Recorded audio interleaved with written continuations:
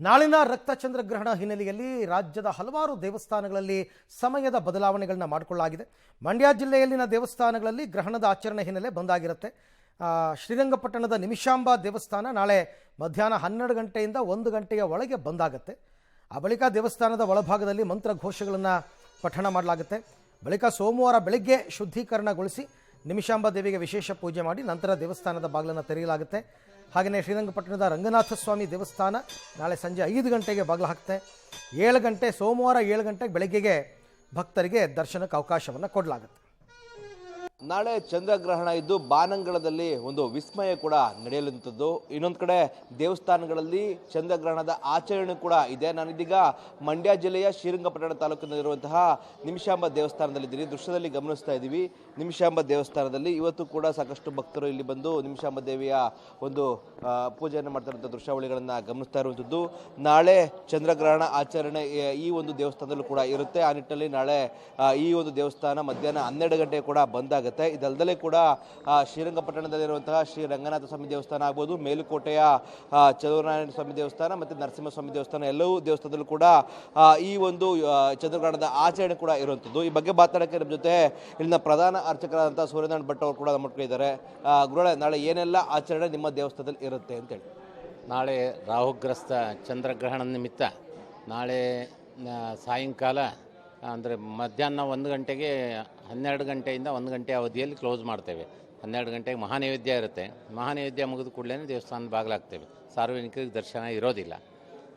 ಆಮೇಲೆ ಗ್ರಹಣ ಶುರುವಾಗೋದು ರಾತ್ರಿ 9 ಗಂಟೆ 9:57ಕ್ಕೆ ಗ್ರಹಣ ಆಚರಣೆ ಇದೆ. ಗ್ರಹಣ ಪೂರ್ವದಲ್ಲಿ ಸ್ನಾನಾದಿಗಳು ದೇವರಿಗೆ ಸ್ನಾನಾದಿಗಳನ್ನು ಮಾಡಿಸ್ತೇವೆ. ಗ್ರಹಣ ಪೂರ್ವ ಸ್ನಾನವನ್ನು ಮಾಡಿದ ನಂತರ ನಾವು ಅನುಷ್ಠಾನವನ್ನು ಮಾಡ್ತೇವೆ. ಆನಂತರ ರಾತ್ರಿ 1 ಗಂಟೆ 27 ನಿಮಿಷಕ್ಕೆ ಏನು ಗ್ರಹಣ ಬಿಡುತ್ತೆ, ಗ್ರಹಣ ಬಿಟ್ಟ ನಂತರ ಮತ್ತೆ ಗ್ರಹಣ ಉತ್ತರ ಸ್ನಾನವನ್ನು ಮಾಡಿ ದೇವರುಗಳಿಗೆ ಅಭಿಷೇಕ ಎಲ್ಲ ಮಾಡಿಬಿಟ್ಟು ಹಾಗೇನೆ ಬೆಳಗಾದ ಮೇಲೆ ಬೆಳಿಗ್ಗೆ ಇಲ್ಲಿ ಪುಣ್ಯಾಹಾದಿಗಳನ್ನು ಮಾಡಿ ಗ್ರಹಣ ಶುದ್ಧಿ ಅಂತ ಮಾಡ್ತೇವೆ.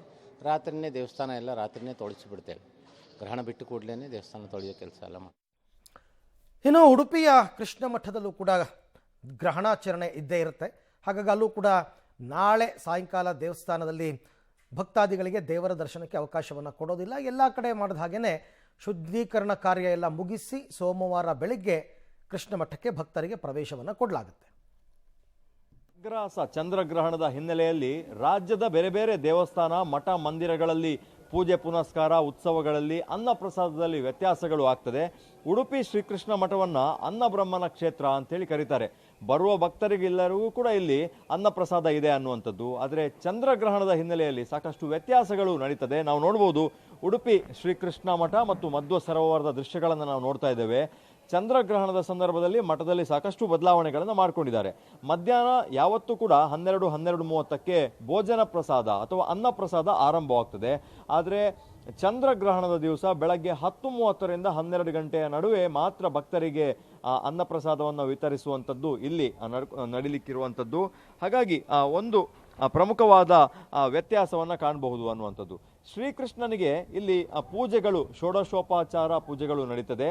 ಆದರೆ ನಾಡಿದ್ದು ಚಂದ್ರ ಗ್ರಹಣ ಆರಂಭವಾಗ್ತದೆ. ಗ್ರಹಣದ ಸಂದರ್ಭದಲ್ಲಿ ಸಂಪೂರ್ಣವಾಗಿ ದಿವಸದಿಂದ ಬೆಳಗ್ಗಿನಿಂದ ರಾತ್ರಿಯವರೆಗೂ ಕೂಡ ಇಲ್ಲಿ ಗ್ರಹಣ ಶಾಂತಿ ಹೋಮಗಳು, ಹವನಗಳು ಎಲ್ಲವೂ ಕೂಡ ಮಠದಲ್ಲಿ ನಡೀತದೆ ಅನ್ನುವಂಥದ್ದು.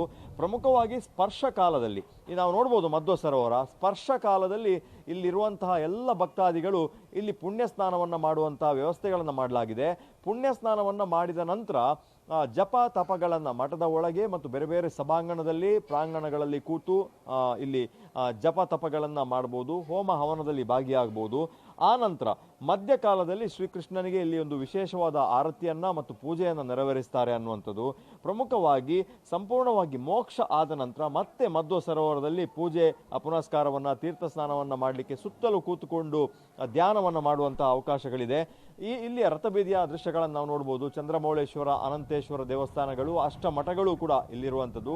ಹಾಗಾಗಿ ಎಲ್ಲೂ ಕೂಡ ಜಪ ತಪಗಳನ್ನು, ಪೂಜೆ ಪುನಸ್ಕಾರಗಳನ್ನು ಮಾಡಬಹುದು ಅನ್ನುವಂಥ ಒಂದು ಮಾಹಿತಿಯನ್ನ ಈಗಾಗಲೇ ನೀಡಿರುವಂಥದ್ದು. ಹಾಗಾಗಿ ಇಡೀ ರಥಬೀದಿಯಲ್ಲಿ ಈ ಚಂದ್ರ ಗ್ರಹಣದ ಸಂದರ್ಭದಲ್ಲಿ ಜಪ ತಪಕ್ಕೋಸ್ಕರ ಮೀಸಲಿಡುವಂತಹ ಒಂದು ವ್ಯವಸ್ಥೆಗಳನ್ನ ಇಲ್ಲಿ ಮಾಡಿರುವಂಥದ್ದು. ಮಾರನೇ ದಿನ ದೇವಸ್ಥಾನವನ್ನ ಸಂಪೂರ್ಣವಾಗಿ ಸ್ವಚ್ಛತೆ ಮಾಡಿ ಎಂದಿನಂತೆ ಬೆಳಗ್ಗಿನಿಂದ ಪೂಜೆ ಪುನಸ್ಕಾರಗಳು ನಡೀತದೆ ಅನ್ನುವಂಥದ್ದು. ಕ್ಯಾಮರಾ ಪರ್ಸನ್ ಚೇತನ್ ಜೊತೆ ದೀಪಕ್ ಜೈನ್, ಪಬ್ಲಿಕ್ ಟಿವಿ, ಉಡುಪಿ.